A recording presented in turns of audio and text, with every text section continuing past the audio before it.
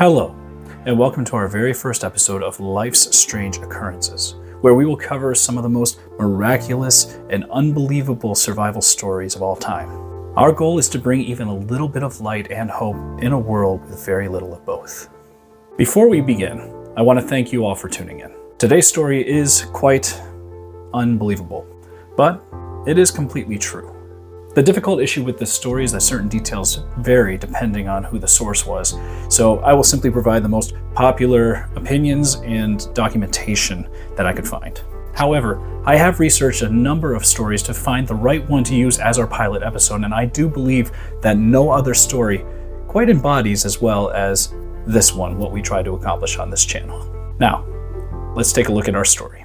In the early 1920s, a man by the name of Vilhjalmur Stefansson, I hope I'm pronouncing that correctly, decided to fund an expedition in an effort to claim what is now Wrangel Island, either for Canada or the UK.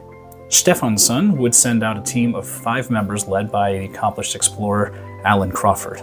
The team included 4 other members, 3 men by the names of Lorne Knight, Milton Galley, and Fred Maurer, and the 5th member was a 23-year-old Inupiat woman by the name of Ada Blackjack. Now, Stefansson's effort was to find the most educated and experienced people in their respective fields, but he also wanted someone who was familiar with living in the Arctic North. This is where Ada would come in. She would act as a cook and a seamstress for all the others, and though she had little experience, she did a wonderful job in doing so.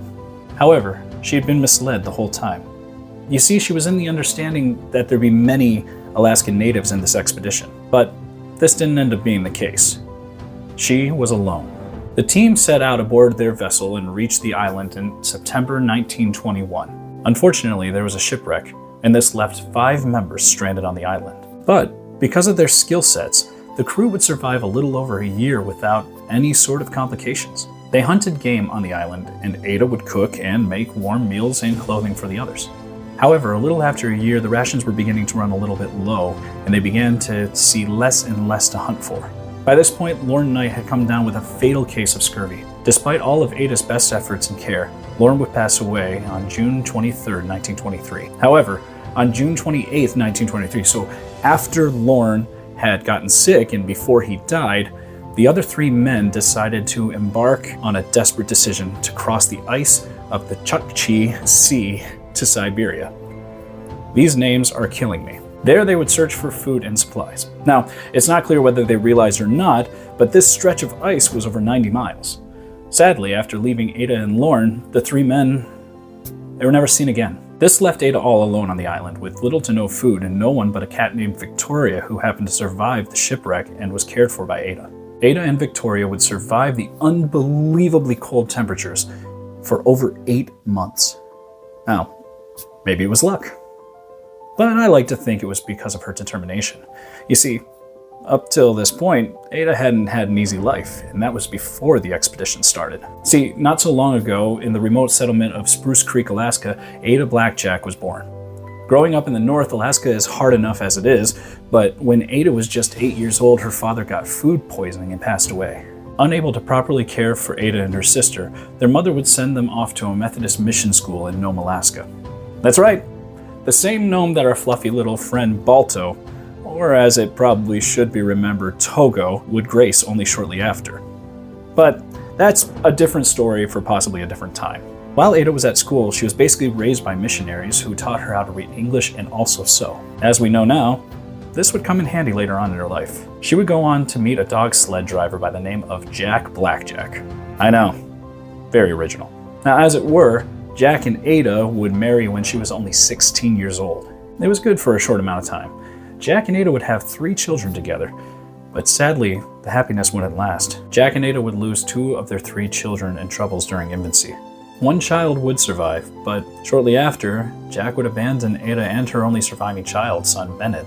Ada would be forced into a life of cleaning houses and sewing clothes. She would acquire for her divorce, but she would walk over 40 miles to Nome with her son Bennett in tow just to live with her mother. You see, her mother lived in Nome, so the loving motherly aura would be very helpful to her situation at this time, for her and her son. Sadly though, Bennett would catch the infectious bacterial disease, tuberculosis. Though he didn't die, Ada's finances were tight trying to pay for his treatment, and she had no other choice but to send Bennett to the Jesse Lee House for Children for proper care. This was hard for Ada Blackjack. She would become fixated on making the proper amount of money so that she could be reunited with Bennett one day, as any good mother would want to be. This is where the expedition comes in. Fast forward to the present day. Ada and Victoria the cat had been alone on the island with no contact with the outside world. At this point, she would have been hunting and cooking for herself and her feline friend. Now, picture this with me. One day, she would have been just sitting there, longingly staring at the Arctic Ocean waves. Maybe she was thinking about a nice hot fire. Maybe she was thinking about a nice home-cooked meal. But I like to think that she was thinking of her son, thinking about reuniting with him and holding him tightly in her arms. I'm sure she thought that Bennett probably thought she was lost at sea by this point. Enough time had passed that he probably even moved on with his life.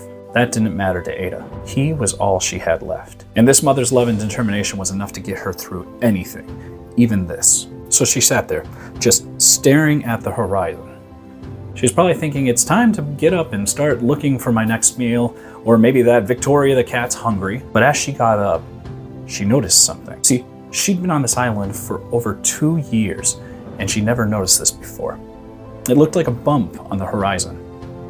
But that bump started to move. Then it got larger and larger. Finally, Ada could make out what she was looking at. It was a ship. Not just any ship, no. As it turns out, this ship would belong to an old colleague of Vilhjalmur Stefansson, the man who funded her expedition. This friend's name was Harold Noyce. See, after years of being deserted on an island with little to no resources, Ada's perseverance had shown through. Ada and Victoria the cat would return home and be reunited with Ada's son, Bennett. Ada would live a long life of 85 years in rural Alaska. She would be confronted with media after media who would want to cover her story for profit.